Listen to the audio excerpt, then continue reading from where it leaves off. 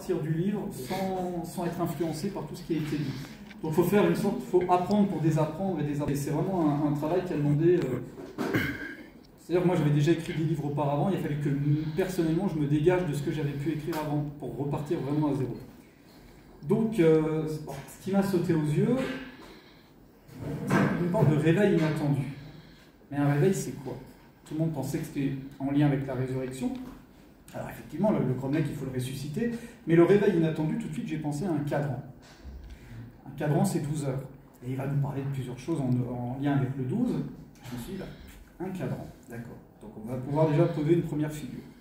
Et puis il s'est trouvé que dans une des interviews qu'avait donné Gino Sandri dans le DVD de Philippe Brunel, Gino Sandri nous lance une piste en nous disant que Pierre Piob, alors bien sûr Pierre Piob arrive après Boudin, mais c'est peut-être des mécanismes qui étaient déjà peut-être utilisés auparavant. En tout cas voilà, c'est une ouverture de pensée et de mécanisme.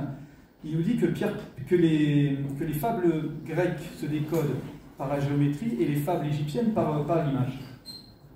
Et Pierre Plantard fonctionnait de cette manière-là. Donc généralement, quand quelque chose est dit dans l'affaire de Rennes, il faut des fois la comprendre des fois un peu différemment. Je me suis dit, ok, donc on est bien sur ce principe géométrique, on est bien sur ce principe d'image. Il se trouve que dans la VLC, nous avons des fables grecques, et nous avons des fables égyptiennes, nous avons de l'image, et nous avons possiblement de la géométrie. Ah bien.